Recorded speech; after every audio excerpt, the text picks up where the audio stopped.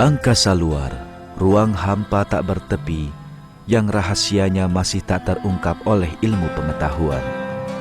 Tatanan sempurna berupa miliaran galaksi dan bintang, planet, komet, asteroid, serta awan gas dan debu, semuanya bergerak bersama dalam keselarasan sempurna.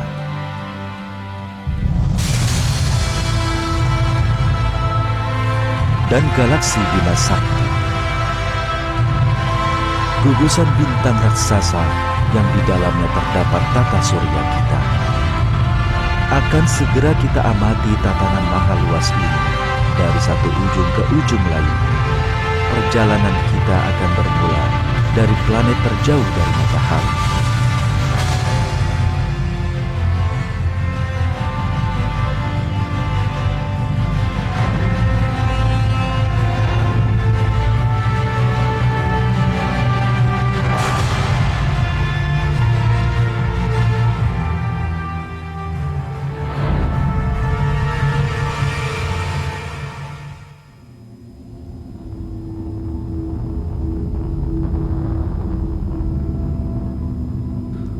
Pluto, planet terjauh dari matahari.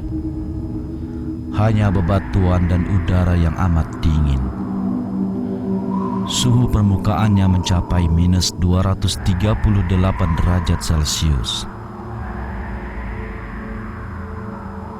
Akibat dingin yang sedemikian membekukan, atmosfer tipis planet ini berubah menjadi bongkahan es. Sebongkah es yang mati.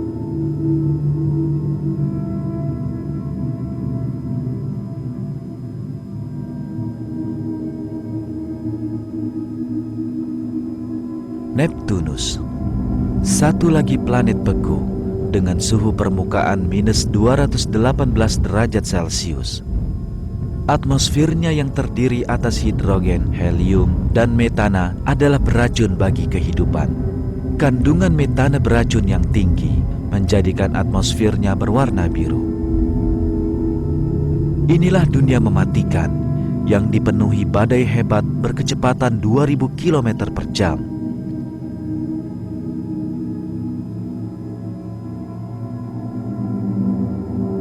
Uranus, planet mati, yang sebagian besarnya tersusun atas batu dan es. Perlu waktu 84 tahun bumi bagi Uranus untuk mengelilingi matahari. Atmosfer hidrogen, helium, dan metananya sungguh mematikan bagi kehidupan.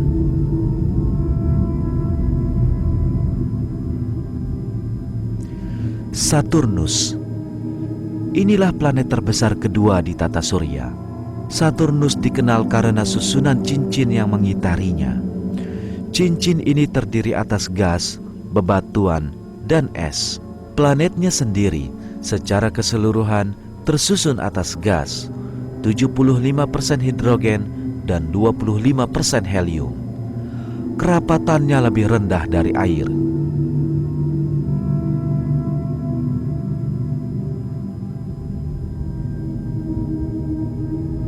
Jupiter, planet terbesar dalam tata surya, yang juga sebuah planet gas.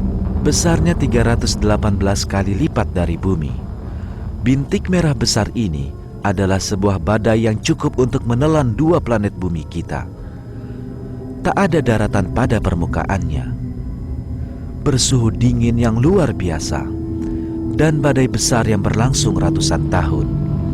Terdapat medan magnet yang dapat membinasakan makhluk hidup apapun. Planet yang mengerikan dan menakutkan.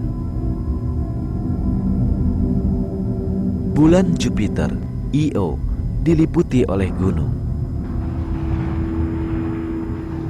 Io menjadi semacam generator listrik selama bergerak melintasi medan magnet Jupiter, membangkitkan tegangan 400.000 volt di antara dua kutubnya.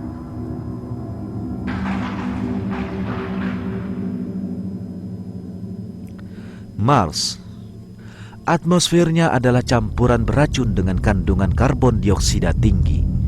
Permukaannya penuh dengan kawah akibat tumbukan meteor serta ngarai sepanjang ratusan kilometer.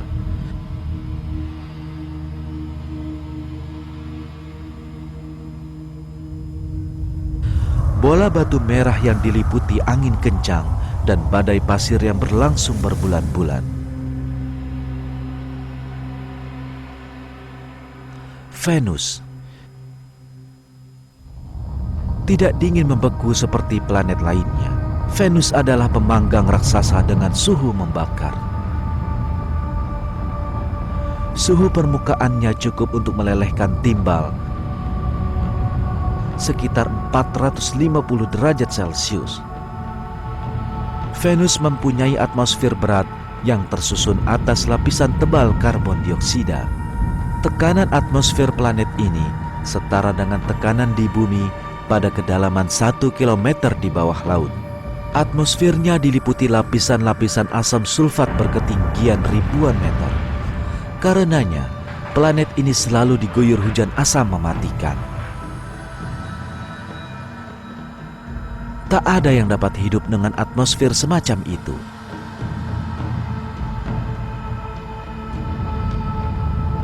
Merkurius, planet terdekat ke matahari. Merkurius berputar pada sumbunya dengan amat lambat. Karena siang dan malamnya sangat panjang, belahan yang satu merah membara, sedang belahan yang lain membeku. Lingkungan semacam itu akan mematikan segenap makhluk hidup.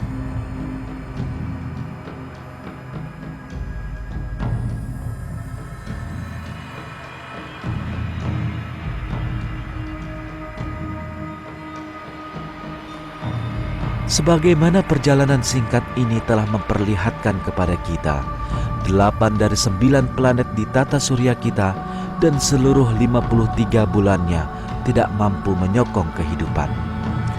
Masing-masing adalah planet mati, bola batu, dan gas yang membisu. Namun, satu planet dalam tatanan ini, satu yang belum kita amati, teramat berbeda dengan yang lain.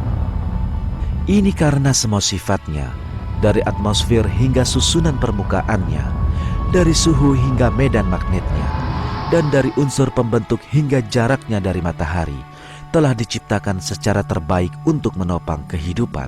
Planet tersebut adalah bumi kita.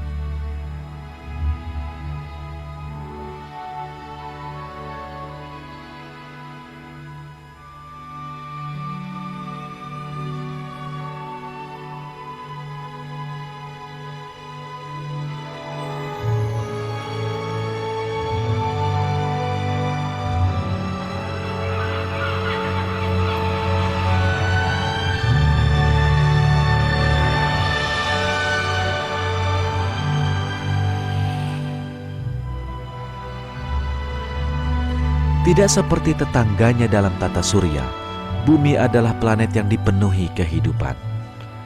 Terdapat keseimbangan paling selaras dalam kehidupan di udara, darat, dan laut.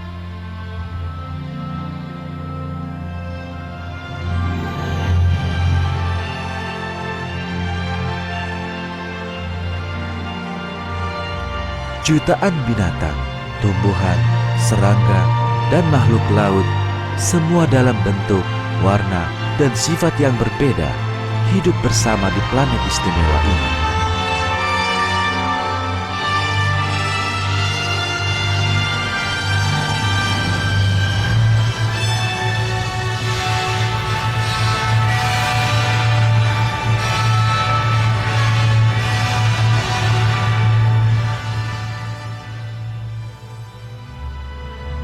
Keseimbangan luar biasa di bumi dan semua makhluk hidup di dalamnya adalah bukti keberadaan Allah dan kesempurnaan ciptaannya. Allah mengajak manusia untuk merenungkan hal ini dalam sebuah ayat Al-Quran. Dia menciptakan langit tanpa tiang yang kamu melihatnya, dan Dia meletakkan gunung-gunung di permukaan bumi supaya bumi itu tidak menggoyangkan kamu, dan memperkembangbiakkan padanya segala macam jenis binatang.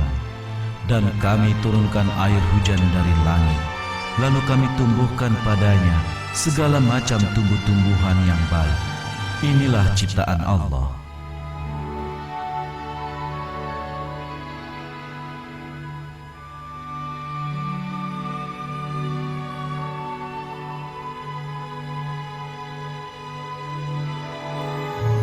Kelangsungan hidup ini dimungkinkan oleh keadaan khusus yang dirancang secara paling sesuai bagi kehidupan.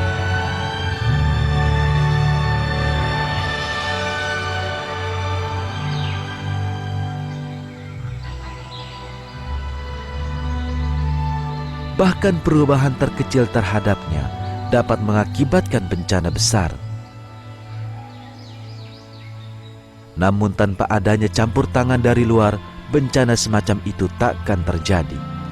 Planet biru ini diciptakan secara ajaib dengan sifat istimewa yang tak terhitung demi menjaga berlangsungnya kehidupan di atasnya. Berkat sifat-sifat ini yang tidak seperti tetangganya, bumi menyediakan tempat yang luar biasa indahnya untuk hidup. Berikutnya, kita akan menyaksikan sejumlah sifat ajaib planet biru ini dan akan memahami bagaimana semua hal tersebut benar-benar mematahkan pendapat kaum materialis tentang peristiwa kebetulan tak disengaja. Akan kita saksikan hikmah dan kekuasaan besar yang dengannya Allah menciptakan bumi kita.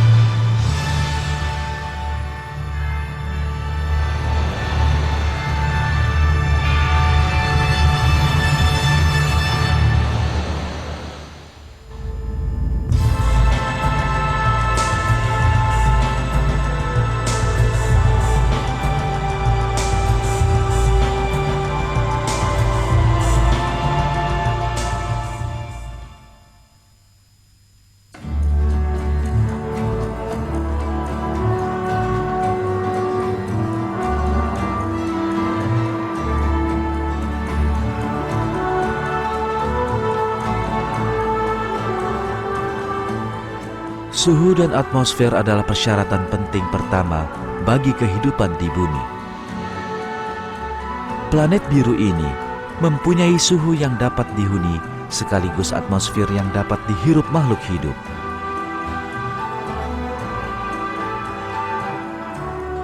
Namun, kedua hal yang amat berbeda ini ada karena keberadaan sejumlah hal lain yang ternyata juga paling sesuai untuk keduanya. Salah satunya adalah jarak antara bumi dengan matahari.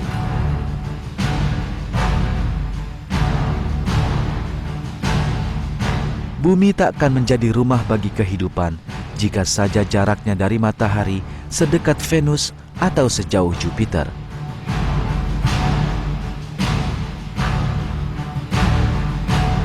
Ketika seseorang memikirkan alam semesta secara keseluruhan, mendapatkan kisaran suhu sesempit ini sungguh merupakan kerja yang sulit. Karena suhu di alam raya berkisar dari jutaan derajat di bintang terpanas hingga nol mutlak yang setara dengan minus 273 derajat Celcius. Dalam rentang suhu yang sedemikian sangat lebar, jelas suhu yang mendukung kehidupan sangatlah tipis. Tapi inilah yang ada pada bumi kita. Ahli geologi Amerika, Frank Press dan Raymond Schaefer, memberikan penegasan tentang suhu rata-rata di bumi. Mereka menulis, kehidupan sebagaimana kita ketahui dapat berlangsung pada kisaran suhu yang amat sempit. Kisaran ini mungkin 1 atau 2% dari rentang suhu antara nol mutlak hingga suhu permukaan matahari.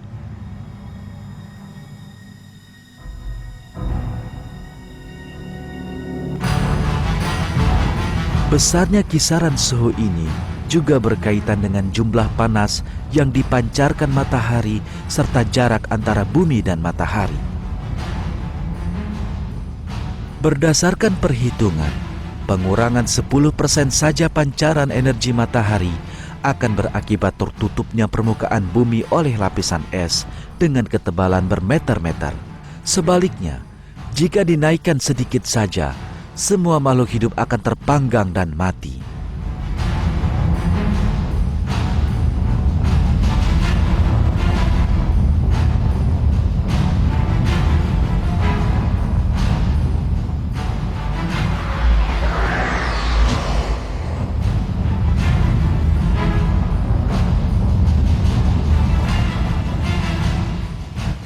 Tidak hanya suhu rata-ratanya yang harus tepat, panas yang tersedia harus pula tersebar secara merata di seluruh planet.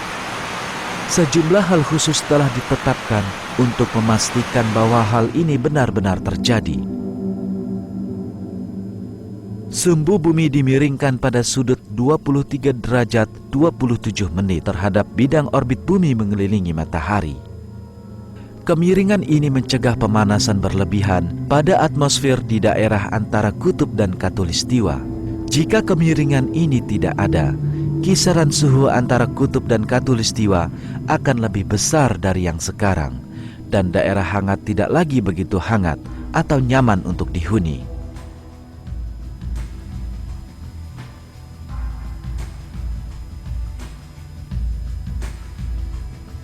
Kecepatan berputar bumi pada sumbunya juga menjaga penyebaran panas agar tetap seimbang.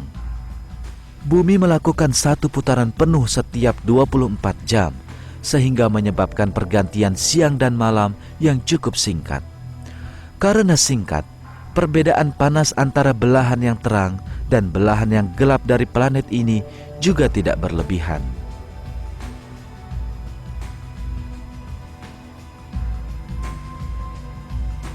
Pentingnya hal ini dapat dipahami dengan mengacu pada contoh ekstrim, yakni Merkurius. Karena kecepatan putaran Merkurius pada sumbunya sangat lambat, satu hari memakan waktu lebih dari 1 tahun, dan perbedaan antara suhu siang dan malam mencapai 1000 derajat Celcius. Perbedaan suhu sedemikian besar tak akan memungkinkan apapun untuk hidup. Keadaan permukaan bumi juga membantu menyebarkan panas secara merata di bumi. Ada perbedaan suhu sebesar 100 derajat Celcius antara wilayah kutub dan khatulistiwa bumi. Jika perbedaan suhu sebesar itu terjadi di wilayah yang sama sekali datar, hasilnya adalah angin berkecepatan 1000 km per jam yang menyapu segala sesuatu yang dilaluinya.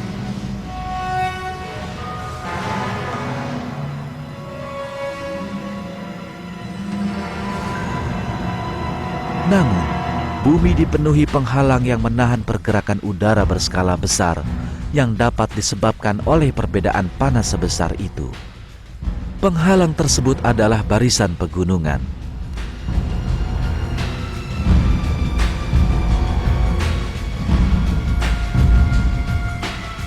Di saat yang sama, ada sejumlah sistem kendali otomatis yang membantu menjaga suhu atmosfer tetap dalam keseimbangan. Sebagai contoh, ketika satu daerah terpanaskan, laju penguapan airnya meningkat. Ini mendorong pembentukan awan. Awan ini memantulkan lebih banyak cahaya kembali ke ruang angkasa dan menyebabkan turunnya hujan. Hal ini mencegah udara maupun permukaan bumi di bawahnya mengalami pemanasan.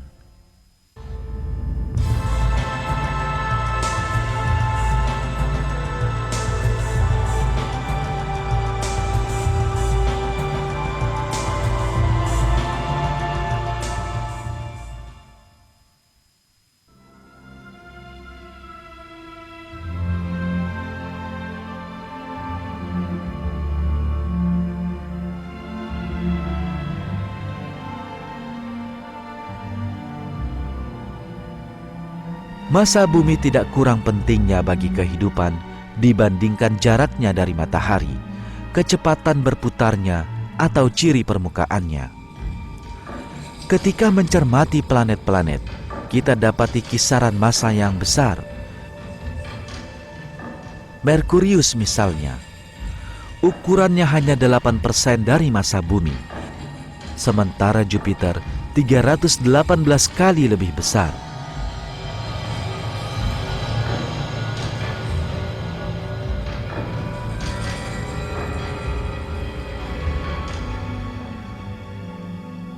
Apakah ukuran bumi dibandingkan dengan planet lain suatu kebetulan atau kesengajaan?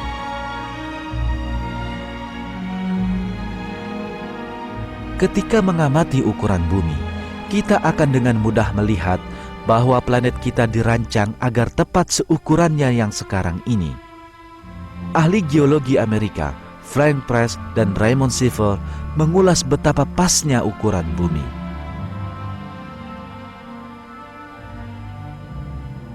Dan ukuran bumi benar-benar sudah pas, tak terlalu kecil sehingga kehilangan atmosfernya akibat gravitasinya terlalu kecil untuk mencegah gas-gas lepas ke angkasa, dan tidak terlalu besar sehingga gravitasinya akan menahan terlalu banyak atmosfer termasuk gas-gas berbahaya.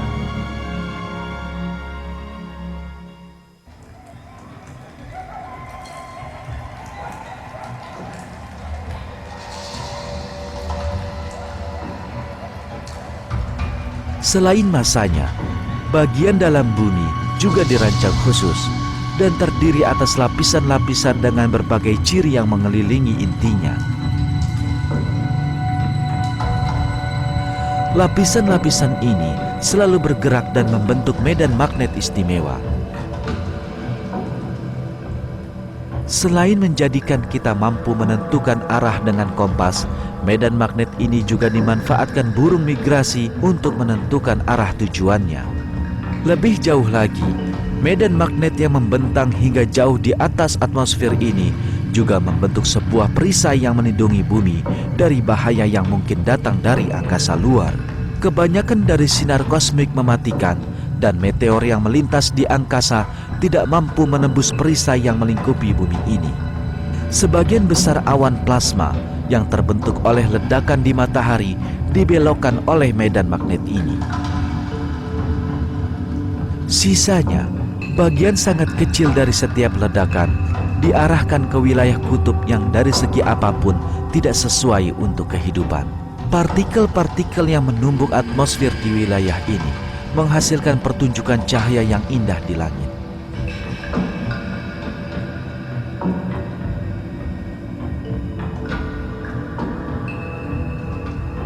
Jika perisai pelindung ini tidak ada, kehidupan akan musnah oleh radiasi berbahaya atau bahkan mungkin tak akan pernah ada selamanya. Namun berkat medan magnet ini yang dibentuk oleh inti planet kita, bumi memiliki perisai pelindung yang hebat.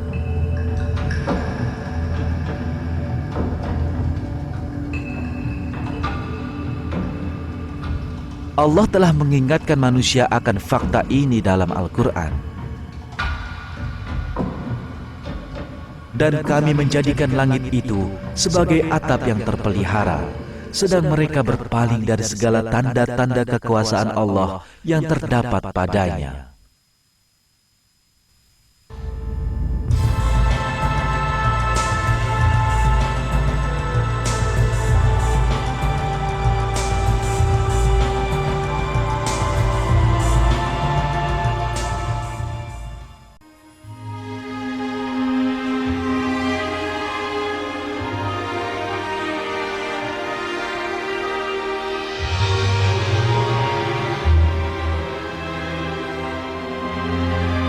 Ciri fisik bumi, massa, struktur, suhu dan sebagainya benar-benar sesuai bagi kehidupan.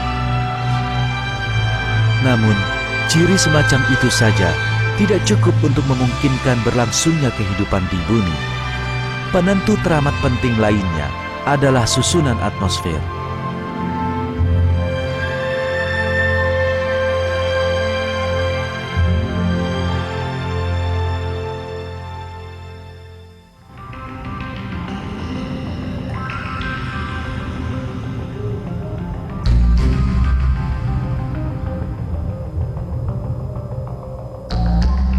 Film fiksi ilmiah terkadang memberi pemahaman keliru kepada masyarakat. Satu contohnya adalah keadaan atmosfer yang cocok bagi kehidupan yang sering muncul dalam film semacam itu. Sebelum mendarat, astronot yang mendekati planet terpencil dengan pesawat ruang angkasanya memeriksa apakah atmosfernya dapat dihirup atau tidak.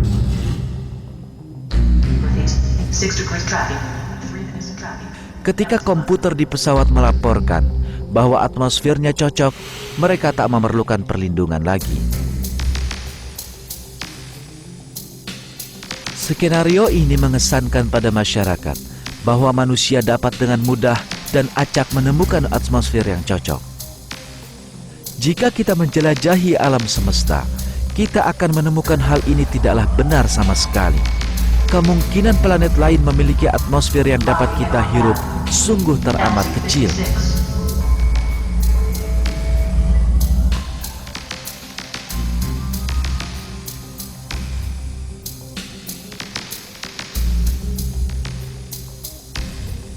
Ini karena atmosfer bumi telah dirancang khusus untuk menopang kehidupan dalam sejumlah hal pentingnya.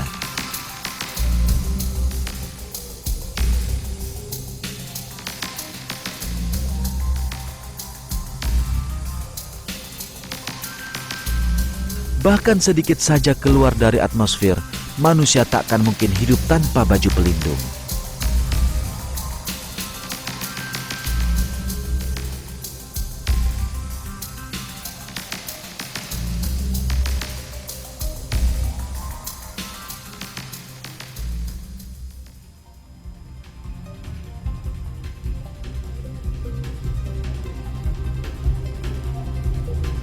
Atmosfer bumi tersusun atas 77% nitrogen, 21% oksigen, dan 1% karbon dioksida.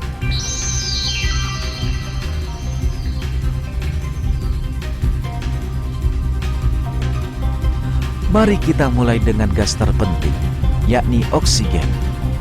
Oksigen sangat penting bagi kehidupan karena gas ini terlibat dalam hampir semua reaksi kimia yang menghasilkan energi yang diperlukan oleh makhluk hidup kompleks seperti manusia. Hal menarik di sini adalah bahwa kadar oksigen dalam udara yang kita hirup ditetapkan dengan sangat tepat.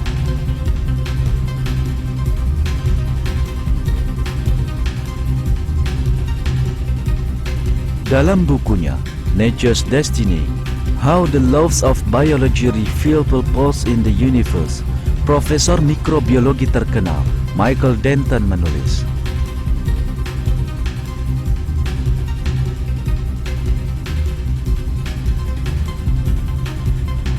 dapatkah atmosfer Anda mengandung lebih banyak oksigen namun tetap mendukung kehidupan? Tidak. Oksigen adalah unsur yang sangat mudah bereaksi. Bahkan kandungan oksigen di atmosfer yang sekarang, yakni 21%, sangatlah mendekati batas atas yang aman bagi kehidupan pada suhu lingkungan. Kemungkinan terjadinya kebakaran hutan meningkat sebesar 70% untuk setiap kenaikan 1% kandungan oksigen dalam atmosfer.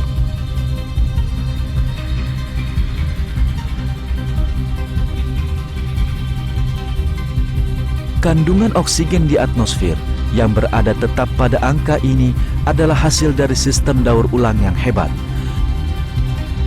Hewan terus-menerus menggunakan oksigen dan mengeluarkan karbon dioksida yang tidak dapat mereka hirup.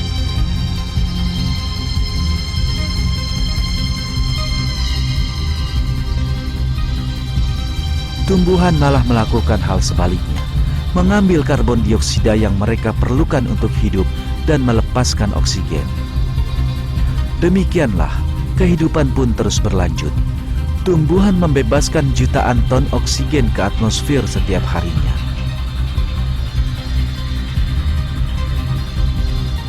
Tanpa kerjasama dan keseimbangan antara dua kelompok makhluk hidup ini, planet kita tak akan dapat dihuni.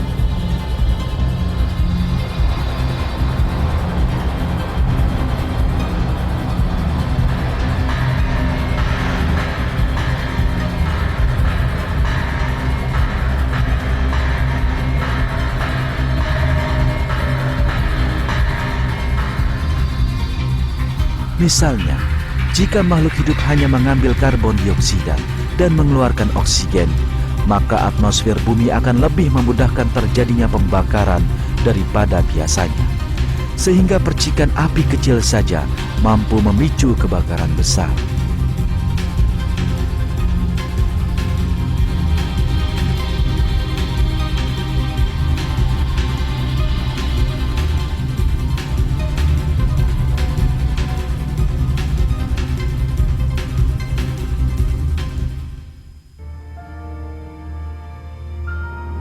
Demikian pula, jika keduanya menghirup oksigen dan mengeluarkan karbon dioksida, kehidupan pada akhirnya akan musnah di saat semua oksigen telah habis.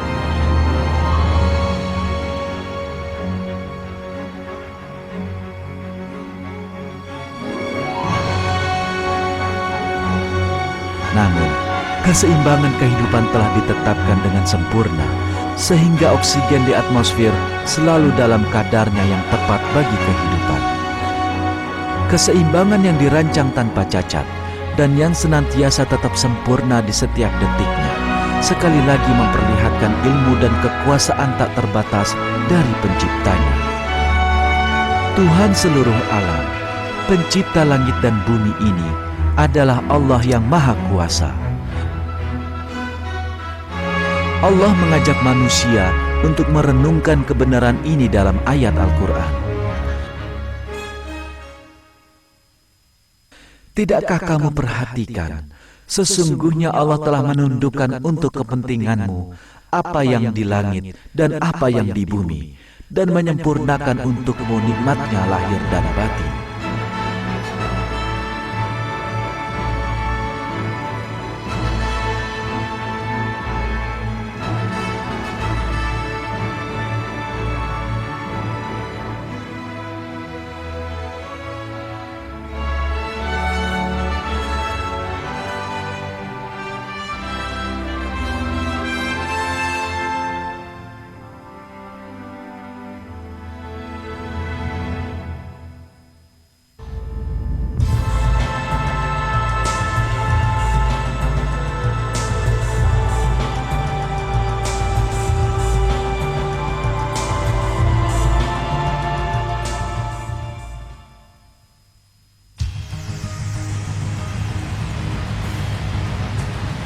Kita bernafas setiap saat dalam hidup kita.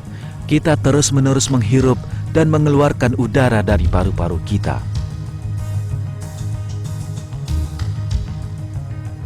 Karena terlalu sering melakukannya, kita menganggapnya sebagai hal yang biasa.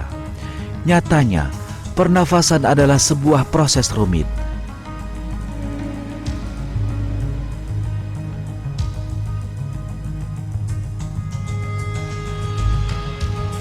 Sistem tubuh kita dirancang sedemikian sempurna, sehingga kita tak perlu berpikir untuk bernafas. Ketika menghirup udara, oksigen memenuhi sekitar 300 juta ruangan kecil dalam paru-paru kita. Pembuluh kapiler di sekeliling ruang ini menyerap oksigen dan membebaskan karbon dioksida. Seluruh hal tersebut terjadi kurang dari setengah detik. Oksigen bersih masuk dan karbon dioksida kotor keluar.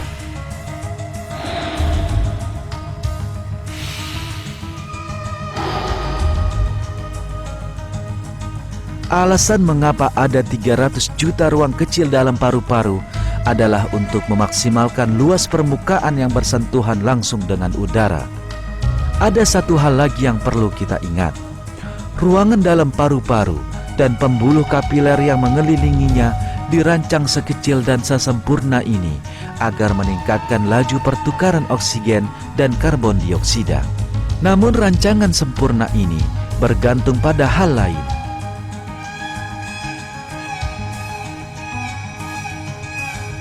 Yaitu kerapatan, kekentalan, dan tekanan udara yang semuanya harus tepat agar udara dapat bergerak masuk dan keluar dari paru-paru. Sebuah contoh akan memudahkan kita memahami hal ini.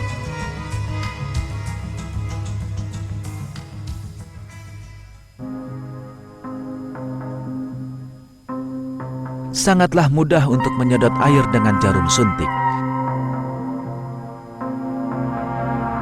Sebaliknya, akan jauh lebih sulit jika kita mencobanya pada madu. Ini karena madu memiliki kekentalan dan kerapatan lebih tinggi dari air.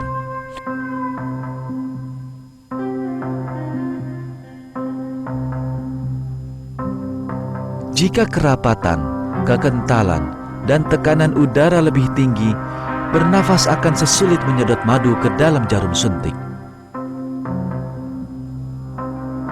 Namun, kita dapat bernafas dengan mudah dan nyaman, bahkan tanpa sadar kalau kita sedang melakukannya. Yang menjadikan bernafas sedemikian mudah adalah sifat dan nilai aritmetika atmosfer.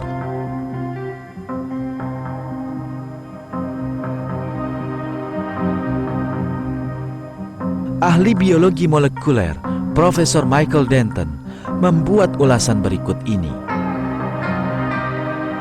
Jelaslah bahwa jika kekentalan atau kerapatan udara lebih tinggi, hambatan jalur pernafasan akan tak terkira dan tak ada perancangan ulang yang mungkin dilakukan pada sistem pernafasan yang akan mampu mengalirkan oksigen yang cukup untuk suatu organisme penghirup udara beraktivitas metabolisme tinggi. Dengan memadukan berbagai tekanan atmosfer yang mungkin dengan berbagai kandungan oksigen yang mungkin, menjadi jelaslah bahwa hanya ada satu bagian teramat kecil di mana seluruh beragam syarat bagi berlangsungnya kehidupan dapat dipenuhi. Sungguh merupakan hal teramat penting bahwa beberapa syarat penting dipenuhi pada satu bagian kecil ini di antara semua ragam atmosfer yang mungkin.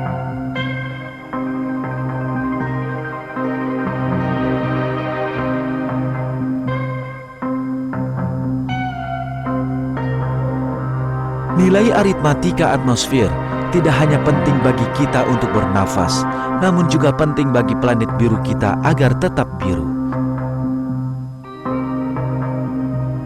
Jika tekanan atmosfer di permukaan laut jauh lebih rendah dari nilainya yang sekarang, laju penguapan air akan jauh lebih tinggi. Kadar uap air yang meningkat di atmosfer akan mengakibatkan efek rumah kaca yang menahan lebih banyak panas dan meningkatkan suhu rata-rata planet bumi.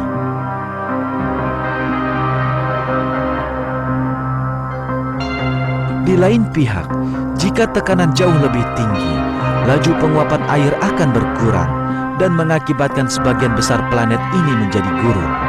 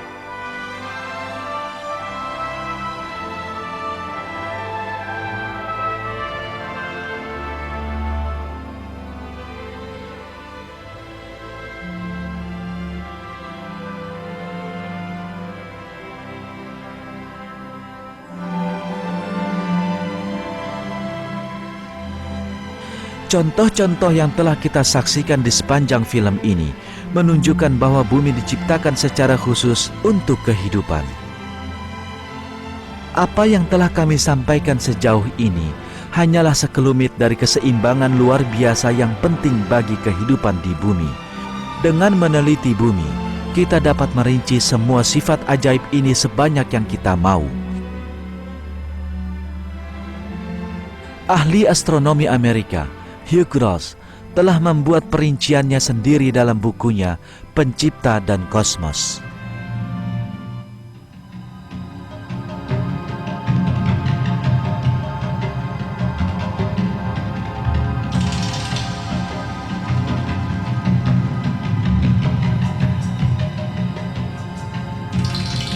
Jika lebih kuat, atmosfer akan menahan terlalu banyak amonia dan metana.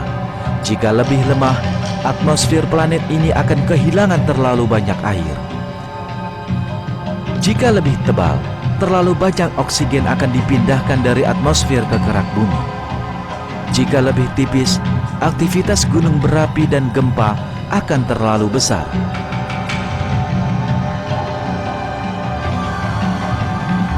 Jika lebih lama, perbedaan suhu antara siang dan malam akan terlalu besar. Jika lebih pendek, kecepatan angin di atmosfer akan terlalu tinggi.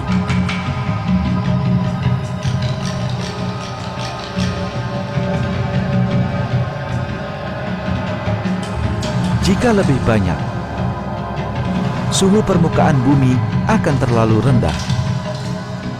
Jika lebih sedikit, suhu permukaan bumi akan terlalu tinggi dan akan terlalu banyak radiasi sinar ultraviolet pada permukaan bumi.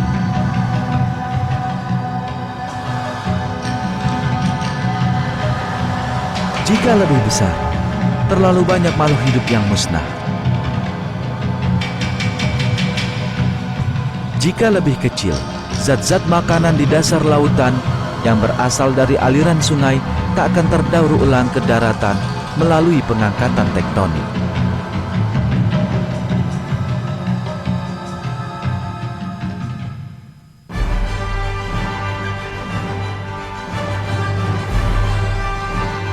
Keseimbangan ini yang telah kita sebutkan sedikit saja sekali lagi menunjukkan bahwa materialisme yang menyatakan alam semesta muncul menjadi ada dengan sendirinya tanpa sengaja adalah kebohongan besar. Bukti yang diungkap ilmu pengetahuan menunjukkan Allah telah menciptakan seluruh alam semesta dan semua makhluk hidup. Kewajiban manusia adalah merenungkan hal ini dan bersyukur kepada Allah yang menciptakan dirinya dan seluruh alam semesta. Dalam sebuah ayat Al-Quran, Allah berfirman kepada manusia sebagaimana berikut. Allah lah yang menjadikan bumi bagi kamu tempat menetap dan langit sebagai atap, dan membentuk kamu lalu membaguskan rupamu, serta memberi rizki dengan sebahagian yang baik-baik. Yang demikian itu adalah Allah Tuhanmu, Maha Agung Allah, Tuhan semesta alam.